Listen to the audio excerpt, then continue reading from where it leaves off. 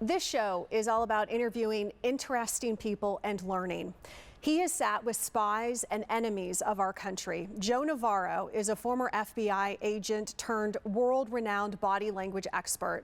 He's an author, a professional speaker. He's all over the internet and social media now, and he helps people decode body language to improve their communication, their trust, and their influence. Basically, if you can proactively read someone's behavior, you can own the room and take command of any situation. Now, I know that we're going to learn a lot from Joe today, and that is why I'm so glad that he's on the show. Joe, great to see you today. It's great to see you, and most of viewers don't know this, but I've known you for a long time, and I've watched you progress. So congratulations. Yeah, no, we were neighbors back in Tampa, Florida, like 2009, exactly. A long time ago, and yeah, so kind of followed each other's careers, but you have had a phenomenal career, and so it's been so cool to follow yours. So thank you for agreeing to come on here, because I know that you're definitely in demand, I should say. Well, I couldn't turn you down, so here I am. Okay, so for people who have no idea what you do and they don't know your background, if you're at a dinner party and someone doesn't know anything about you, and then they find out that you're a former FBI agent, you're a body language expert, and they find that out, what do they ask you? What's the first question that comes to mind? It's always, are you reading me? Are you analyzing me? Are you decoding me? And I always have to say, please relax. Obviously, you can read I can read the room. That's not very difficult to do. But, in everyday conversations, I don't sit there trying to decode the person. I'm just enjoying the conversation, making sure that everybody is comfortable. But it just goes to show you that, it's like sitting at the table at dinner, and the woman next to you is a dentist. And the whole time you're watching your mouth, because you're thinking, okay, I don't floss as much as I should. And so it can make some people very nervous, sure. Yeah. Before you joined the FBI, just talk about your background. Where did you grow up, and just kind of about your family and just your background? Sure. So I was born in Cuba, and along with many others, we fled Cuba as exiles, actually hoping to return as refugees, and we ended up in Miami. So I grew up in Miami, and then later I was fortunate enough that Lavelle Edwards at Brigham Young University, he was a football coach at the time, saw something in me and invited me to come out west and try me out, and eventually, I graduated from Brigham Young, not too far from where you're at, and then the FBI came and knocked on my door one day and said, we'd like for you to apply. And at that point, I had exhausted all the money I had, and so I graciously accepted, and I'm glad I did. I think I had a good career. I served my country. I certainly paid back this nation with great gratitude for taking us in. And then I spent the 25 years. My first office was, as you know, Ellen, was there in Phoenix, 25 years in the FBI, mostly working counterintelligence. And then when I retired in 2003, I was prompted to begin to put down my thoughts on paper and write a book, and that has since led to the publication of 14 books. 7 of them are international bestsellers. So I've been very fortunate in my life and very grateful for all the things that I've received. Yeah, I remember when we first kind of learned, my husband and I first learned about you, you just Googled your name, you're, wow, this guy's a big deal. And you see like, oh, this guy's an author, and wow, okay. You did grow up pretty poor in Florida. Yeah. Do you feel like that made you who you are, and that made you, you know, a hard worker, and that kind of influenced who you would become? Well, that's a profound question, Ellen, and the obvious answer, I think, is yes. You know, we were very poor, and you know, the concept of even though I was a child, that I needed to help out the family was certainly imbued in me. But also, you know, my parents imbued in me this need to pay back.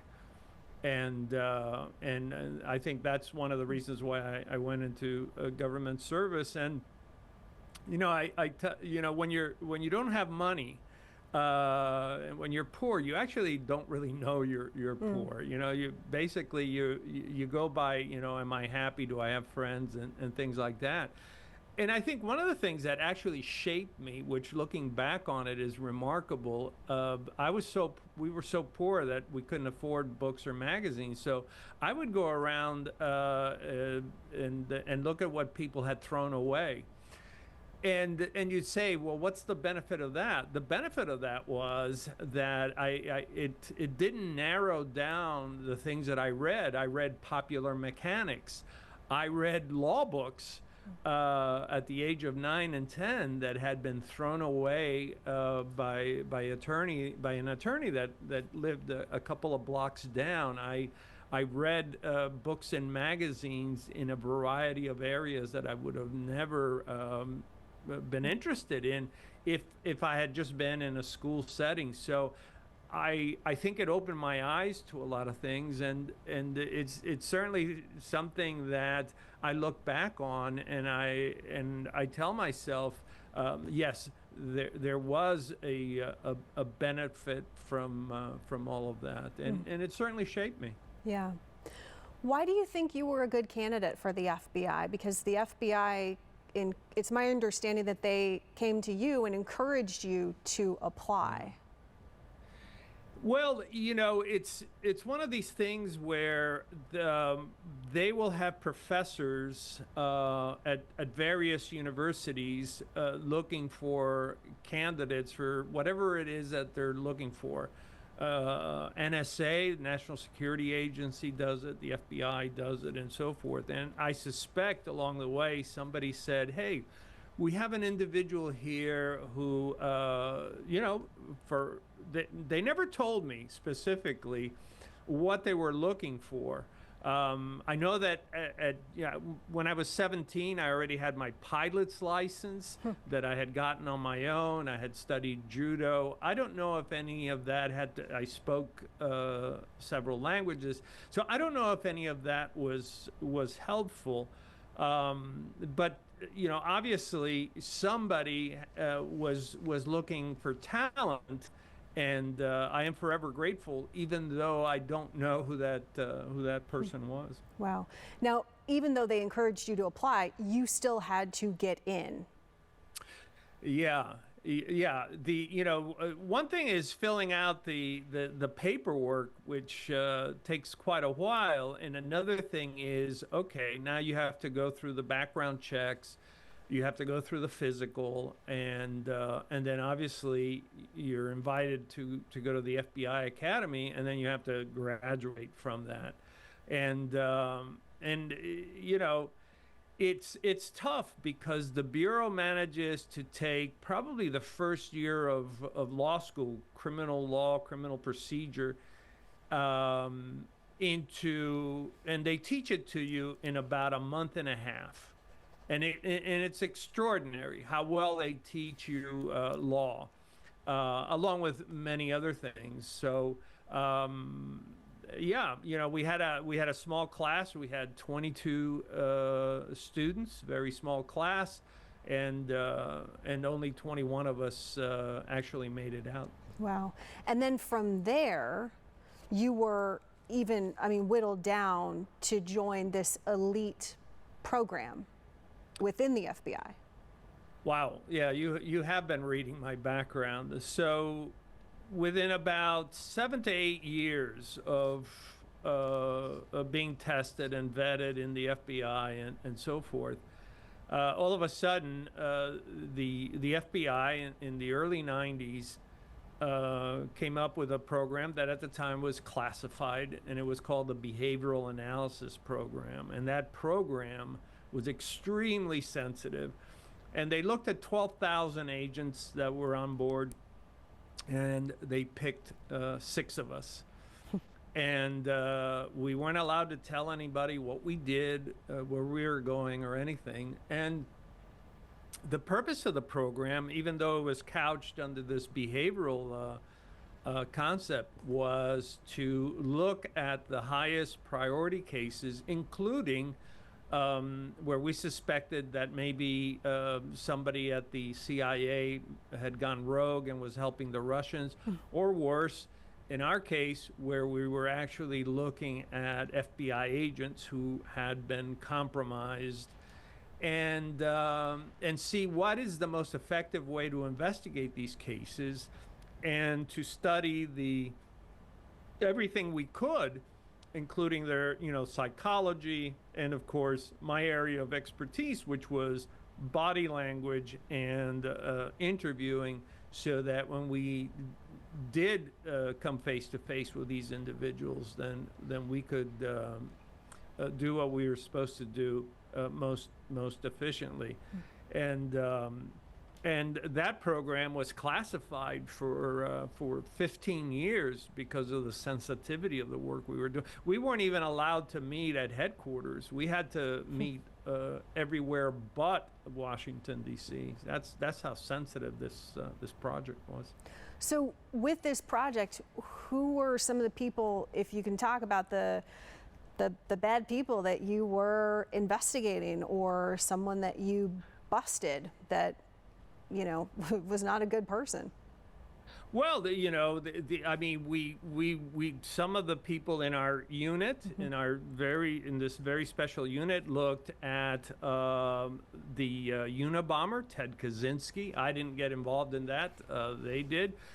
Some of the people in our unit looked at, for instance, Hansen, Robert Hansen, who was an FBI supervisor, who was actually helping the Russians, and any number of other cases, which those 2 I'm allowed to talk about. The other ones, because they've made the news and so forth, the other ones I cannot talk about. I mean, this is history. This is United States history that is so critical. It is United States history, and looking back at it now, we were living through it, and as I said, the unit was so compartmented that we had agents, like I said, that were working on the Unabomber case. We had agents that were working on the Hansen case, and we weren't allowed to know what each other was doing, and obviously no one outside the unit knew what we were up to. And what's interesting is every major case that took place from about 1990 onward in the United States, we were a part of that investigation. We were a part of some of the terrorist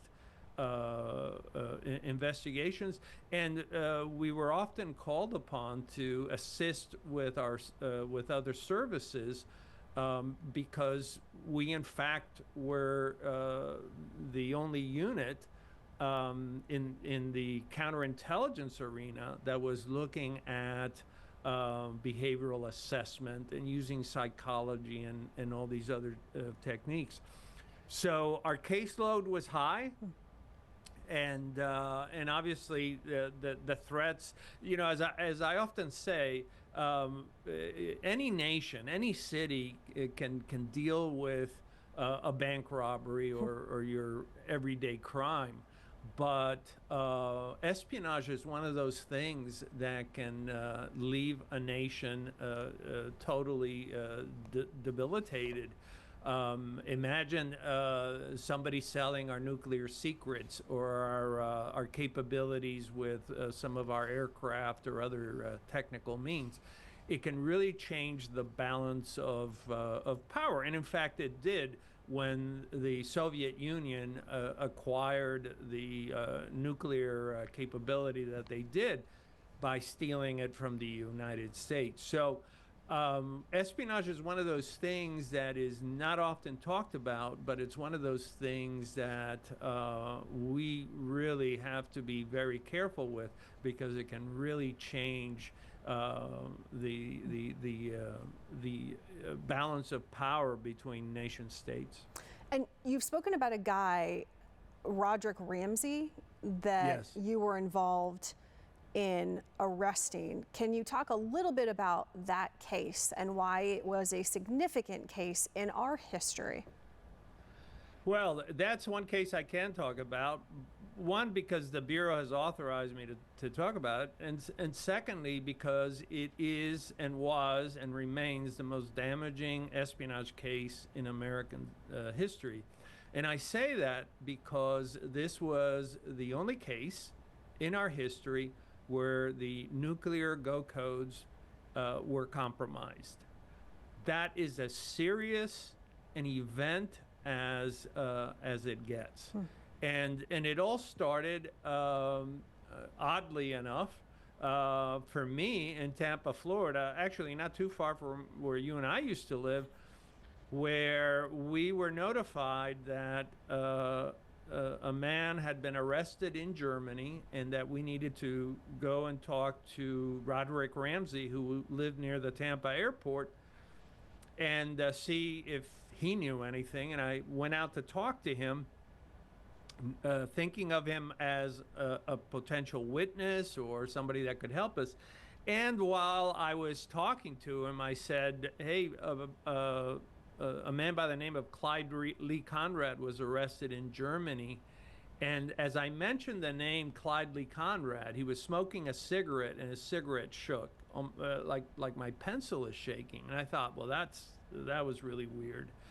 So we talked a little bit more about what serving in the military in Germany was like. And as soon as I mentioned that name again, Clyde Lee Conrad, that cigarette shook again.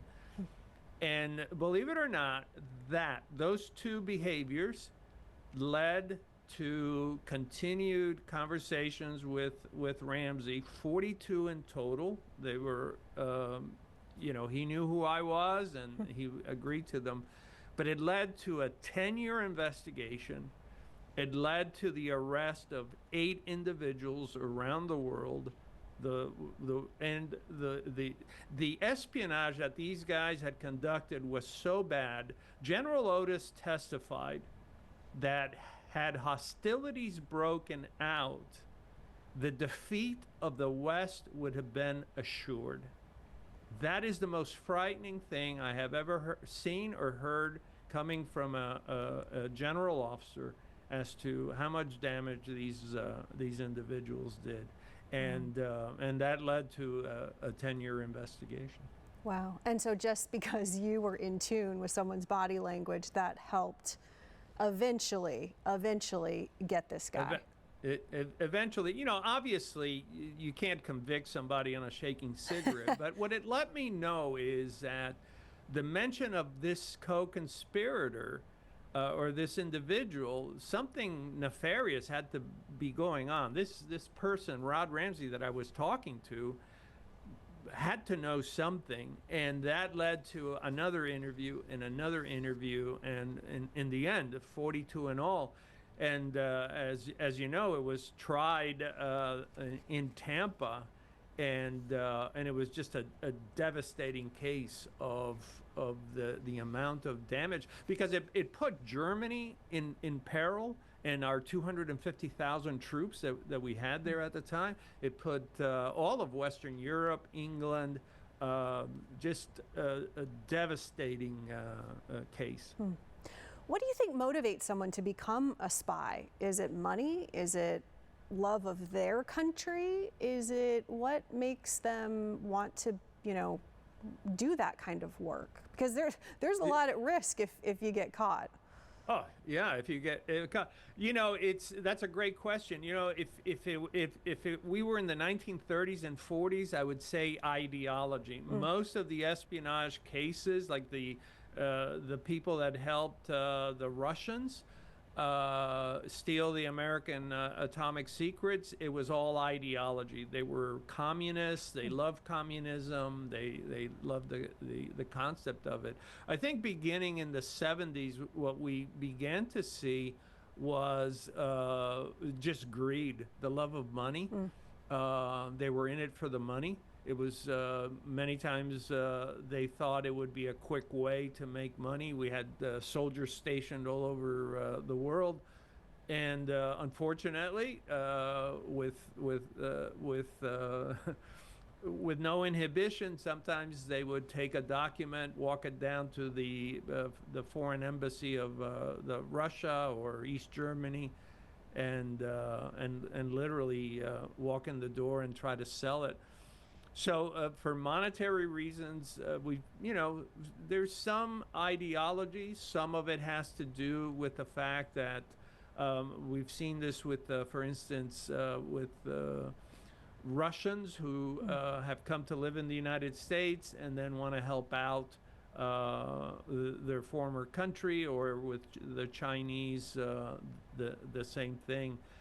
They still owe some sort of loyalty to their former nations. Yeah, and of course, a lot of people just a lot of people hate Western values now, Western culture, and for whatever reason. So there's also kind of that motivation too, I would think. Yeah, it's kind of like the person that turns on their rich family for being rich. Right. Yeah. It's this hatred of goodness, this hatred of and it's a very twisted thinking. But the one thing that we can never do is pretend that espionage doesn't work. We know, in fact, that more espionage takes place during peacetime than wartime, because obviously during wartime people are more protective and more restricted. So there's probably more espionage going on now than at any time in history. Wow. So with all kind of your background and what you've busted terrorists, spies, you've been around some really horrible people, and you have so much knowledge, and you continue to learn, you continue to read, but now really you are using what you know, your knowledge, and you're teaching other people to be more confident, to read other people's body language, and that's kind of what you're doing now, right? Yeah, exactly. Going back to when we first met, and I think that week I was going out to talk to a financial institution, because they're one of the biggest financial institutions in the United States, and they wanted the advantage. Look, if you have 4 financial institutions all in one block, they're all up against the same prime lending rate. And so what differentiates them? Well, what differentiates them is how they treat their customers, how they're perceived, how they communicate with their customers, how they deal with, let's say, if emotions get out of control, how to establish trust. If you think about it, nobody ever asks you, are you trustworthy? We assess for trustworthiness through body language. We assess for safety through body language. We make some of the most important decisions in our lives, like who we're going to date, who we're going to marry, based on appearance and body language. And it is our primary language. It is the first language that we learn. And for many of us, we think it's about the words, when in fact, how we communicate, how we come across, something so simple as tilting your head when you're talking to somebody actually gets them to relax, gets them to feel like you don't have an agenda, that they can relax around you. And that actually increases face time. What I try to do is use what we call nonverbals. For instance, my tone of voice. My tone of voice can help someone to calm down, relax, open up, and so forth, or let them know that that I care. The private sector really was looking for this, and I think that is part of the reason why I was so successful. Even just tilting your head can make someone feel more comfortable, and it can give, I guess, get you more face time with them, which is important. And that can help you in business, that can help you in your marriage, that can help you with your kid. I mean, it can help you in every aspect of your life. Every aspect. I mean, consider this, if every time you talk to your child when they come home from school, you're standing there directly in front of them, your neck is stiff and rigid, and you look like a drill instructor, well, guess what? Don't be surprised if after a while they don't want to talk to you. And yet, if you stand at an angle, tilt your head, and just say, hey, tell me about your day, we know empirically that those children will open up, and you can take it one step further. I tell parents, sit down next to that child, face in the same direction, and say, how was your day? And you'll see a world of difference. They open up because you're no longer the adversary. You're no longer that person that's going to castigate them. You are now in synchrony with them, facing in the same direction. So you're actually in a cooperative mode. I have done this with spies who were reluctant to talk to me. And it was so much easier for them to fend me off when I was directly in front of them. And yet when I would sit right next to them and we were both facing in the same direction, they found it almost impossible to resist, because everything that they had learned about resisting was no longer there. I was now next to them. So there's something very simple that we can adapt. And here's another one. You never think about the feet, and yet the feet are probably one of the most honest parts of our body. Tell a child they're going to Disney and watch how they get happy feet. Our feet reflect a lot of our emotions, and what's interesting is that when we're really comfortable around somebody else and we're standing, we'll actually cross our legs while standing. That makes us off balance, but what it transmits subconsciously is, I'm relaxed around you. And that behavior alone increases face time, that invaluable tool that allows us to communicate.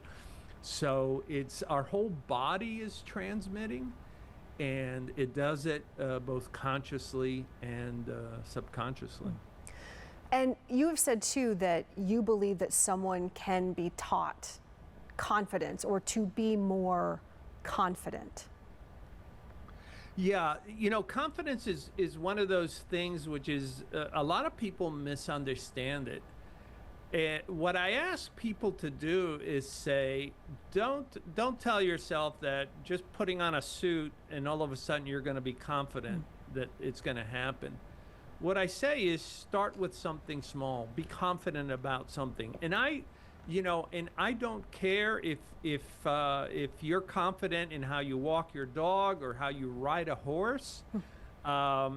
Or whatever you do, but learn to be confident about one small thing, and then learn to be confident about a second thing.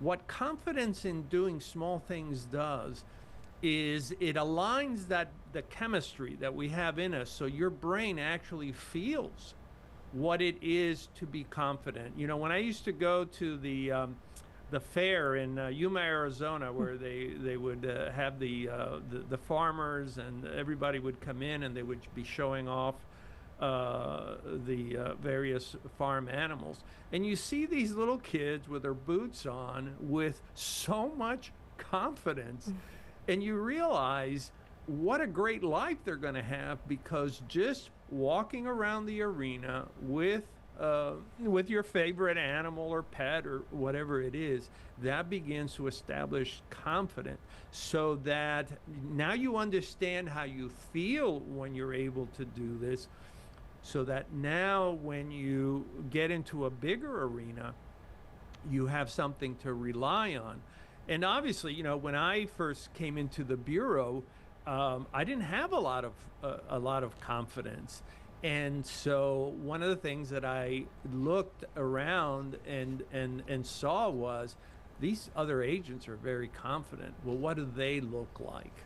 They talk very low. They carry their head high. They make eye contact. They don't lower their head. They have this gaze behavior where they're not bothered by anything. And I told myself, I'm going to dress like they do, and I'm going to begin to act as they do. And in doing so, I came across as more authoritative, and that began to increase my confidence. But I tell people, it's not about standing with your chest puffed out. You can only do that for so long. At some point, it's how you carry yourself, and remember, a confident person is smooth with their gestures, but they're also broad with their gestures, and so it doesn't matter where you are in life. We can always learn a few things, and certainly in the area of confidence, just start with something small. Yeah, and I know that what we do here with speaking television, you're a public speaker, voice is also important, and for women, it also extremely important. I know nails on a chalkboard is when you have that high pitched voice. We hear it a lot on social media now, on Instagram, the kind of the Valley Girl style talking. It is nails on a chalkboard for your ears. It is, and unfortunately, it's trending. Yeah. But you have to remember that we favor voices that are deeper. You know, I remember reading about the movie stars from the 1940s and the 50s, where they would literally go out into the back lots in Hollywood, and they would scream to deepen their voices so that they would come across better on the screen. And look, let's face it, you know, Shakespeare was right. Life is theater, and if you are in a profession where you want to get noticed, where you want to have influence, one of the easiest ways is to use your voice to influence others. And you know, what we often refer to as uptalk, where things end up sounding like a question. I'll give you an example from if you were to do the Gettysburg Address with uptalk, it would sound like this: 7 years ago, our fathers. That uptalk. We know from there's been ample research that's been done. My own company, JN Forensics, has looked at this, and it immediately turns people off. And it affects your value, it affects promotions, it affects a lot of things. So when we talk about everything that communicates but is not a word, voice is so important. And the first impression is made for anyone within less than a second. Is that right? I'm glad you asked that. When I started studying body language in the 70s, people said, oh, you know, those first 15 minutes, you're making an impression. And then in the 80s, it was, oh, it's in the first 4 minutes. And then it was like the first minute. And then Dr. Ambati at Harvard started to look at this, and here's what she found. We make impressions in the first 3 milliseconds. That's as fast as you blink. And not only do we make first impressions in 3 milliseconds, but how accurate those impressions was. So they did a fascinating experiment. they asked students to rate their teacher, and then for that semester, and then they asked someone to just open the door to the classroom, look in, and watch the teacher for about 3 or 4 seconds, and then close the door. Here's what they found. The person that looked in for about 3 or 4 seconds rated the teacher equally to the students who had been in class all semester. That is how fast our subconscious works at assessing others and interpreting others, and how accurate it is. So I tell people, if you're applying for a job, just be aware that it starts in the parking lot. It starts in the elevator. It starts when you're with the receptionist, while you're walking down the hallway, and finally when you're in that office, because you never know who's looking at you. But we're making impressions at all times. Yeah, and that's why body language is so important. Is that also, I mean, this is more old school, but is clothing still important, even though today's times people would say, you can wear what you want. You can wear what you want. You can, Yeah. That's more an old school style of thinking, but well, I guess it depends on the job, Yeah, that's a very good question, and we have to look, when we look at clothing, have to look at our heritage. When the conquistadores arrived in the New World, they had no problem picking out who the leader or the king was, because they dressed differently, sat higher, had more plumage, had more jewelry on, had all sorts of things. No different than when they had just left in Queen Isabella's court. Cut forward another 100 years when Captain Cook arrived in the Pacific Islands, specifically when he reached Tahiti. He's 1.5 miles offshore, and he looks through his spy scope, and he says, there, that's the leader. How did he know? By the way they carry themselves, their clothing, and in their attire.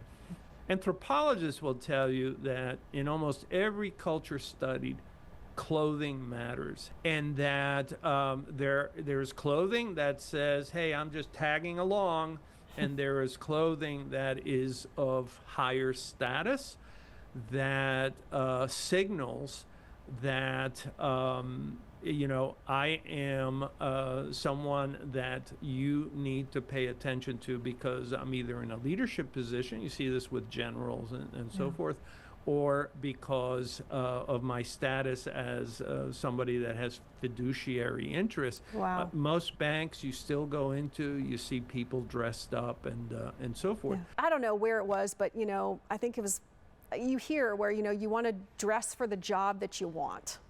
Dress for the job that you aspire to have.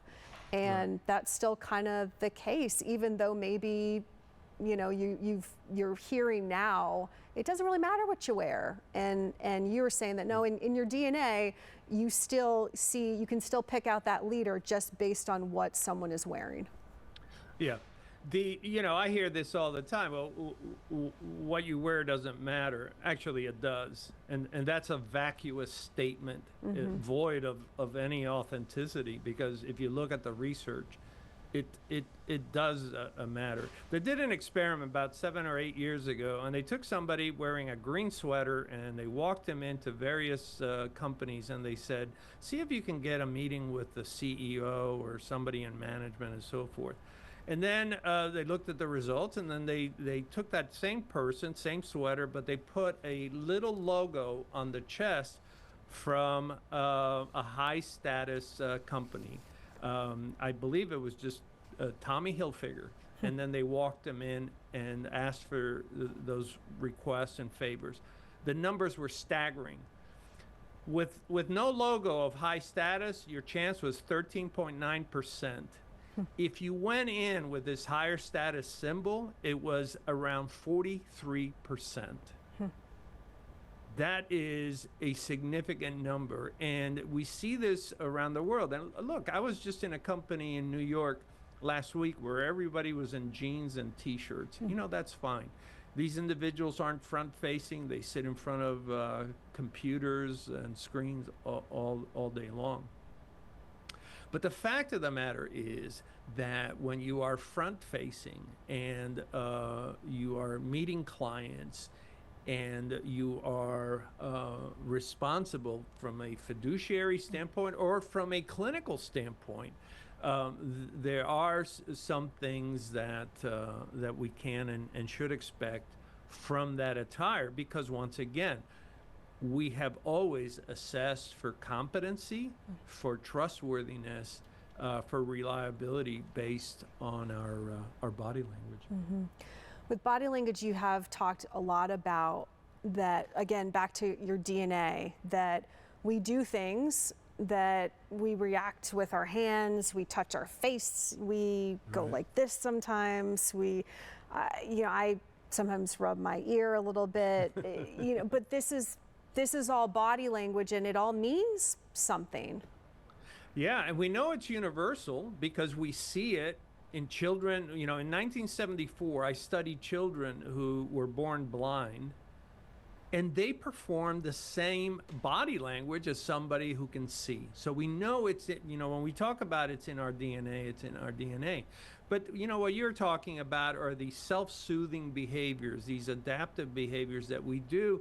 Sometimes we rub our chin, women can play with their hair. Humphrey Bogart, the famous actor, used to just pull on his ear, and these are behaviors that are very comforting. So we differentiate those from behaviors that, let's say, I hear something I don't like, and I might squint my eyes or furrow my glabella, this little hair area right here, or compress my lips. So there's different ways to look at body language, and in your case, in your business, people are looking at you. What I find interesting is how many people on TikTok and in other mediums who we now call influencers. I don't know if you've noticed, but the Kardashians dress up all the time. A lot of people are in fact dressing up a lot. Maybe not in a business suit like we're used to, but they are dressing up because they realize makeup, attire is important. Yeah. Now, one of the, I guess the moments, the thing that you always talk about too is if you're rubbing your neck, and that is more of a weakness. Would you describe it as a weakness? Or when we're weakness? insecure, somebody comes in and says, hey, we got to take a test. You'll see, especially women will cover this little area right here called the suprasternal notch, the neck dimple. They'll go like this. Men will grab their necks, neck touching, neck covering, neck massaging. We can actually slow down our heart rate by massaging gently our neck. When we're anxious, when we're apprehensive, when we're insecure, we see this a lot. When I was teaching at the University of Tampa, I used to see it on test day where people would sit, the students would sit, there was a lot of neck rubbing, and I would just, calm them down and say, listen, it's going to be okay. But it's very authentic. Yeah. During an argument, a lot of times, if someone comes at you hot and you're not expecting it, or if something unexpected in your life happens, someone gives you something that you don't expect, or someone comes to you and breaks up with you, and you are just absolutely not expecting it, and you just basically lose your excuse my language. And you want to say something in the moment, but you can't even think about it. And you think about it later. You think about it 30 minutes later, or maybe a week later. I should have said this. Why didn't I say that? Is there any way that you can prepare for that? Is there any way you can teach someone to handle this situation better? Sure.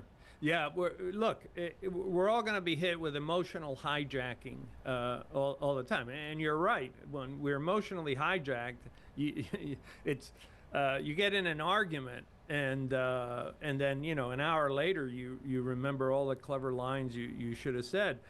There's things that we can do to prepare. If we know we're going to be challenged by somebody at work, if we know we're going to be challenged by a supervisor, we can begin to prepare.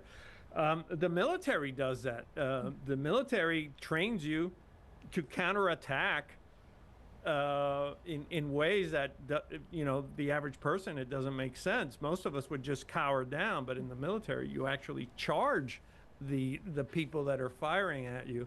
The best example I have of how you prepare for these things was from Churchill, who would know ahead of time where he was going, what party he would be attending, and he prepared for this one lady who just didn't like him, and he knew she was going to say something. He just wasn't sure, and she came up to him and said, Mr. Prime Minister, if you were my husband, I would poison you. And he said, Madam, if you were my wife, I would drink it. That's preparation. That is one of the snarkiest great lines I ever heard. But he actually prepared for that. So those are things that we can do. Yeah, it's like you almost have to prepare for the worst situation, try to de-escalate if you can. But unfortunately, there's always a situation in your life that you're never going to be prepared for, no matter how you try to run something through your mind, Yeah, exactly. Yeah. I just brought up a bad word, and a lot of people in our business, newsroom, cops, we swear quite a bit. Yeah. What does that say about someone who cusses? Cussing's an interesting thing because I remember in the 1960s, if you said, "Oh, he screwed up," teachers would get on us because that word was synonymous with copulation and so forth. You look at language and you have to realize it's adaptive. The things that we now say 40, 50 years ago couldn't be said, and we hardly notice it anymore. Yeah. I think we have to give latitude. There are people who grow up in houses or in homes where things are said that maybe they're not said in other ways. What I always look for is the honesty of the sentiment. In other words, was it gratuitous or did it fit in adequately with what was being described? And if it fits in, I'm really not bothered at all by it. Do you ever miss your work in the FBI? No, that's what's interesting. I was in it for 25 years. I was a pilot in the FBI. I flew airplanes for the FBI in addition to everything else. I was SWAT team. When you and I met, I had just come off where I was the SWAT team commander in the Tampa office, and I had a great career. But I've always been looking forward. I've always been looking at what's next. I don't really live in the past. It was I was part of a great organization. I think we did fantastic work, but I don't sit there and think about it and miss it. When you called me the other day, I was working on my the book that's going to come out next year, and that's kind of like what I live for. Obviously, you're married. When you were in the FBI, was that tough, though? I mean, things that you had to keep secret? It was very tough. It was very tough because a lot of times I had to travel overseas, and I couldn't say what country I was visiting because the relationship that country had with our intelligence service, they wanted to keep secret. So. It's very hard, I think law enforcement and certainly in the FBI, there's a high divorce rate, and I think it comes with the territory. It's unfortunate, but it does. You do pay a price. Yeah. Yeah. Well, your wife is a lovely woman, and I'm so glad that I met you guys in Tampa. And again, Joe Navarro, it was an absolute pleasure chatting with you today. I learned a lot. I know that our audience did as well. And for all of you at home to learn more, Joe has a number of books out there, 14 in fact. The 15 coming out in 2026. I highly recommend the book that he wrote called What Every Body Is Saying. And he also has a YouTube channel. I think 40,000 have subscribed. That keeps going up. Joe, thank you so much again. And I want to thank you for watching this episode of The Curious Bee with Ellen McNamara. We have more episodes up right now on Fox Local. Thanks again, Joe. Thank you, and they're lucky to have you out there.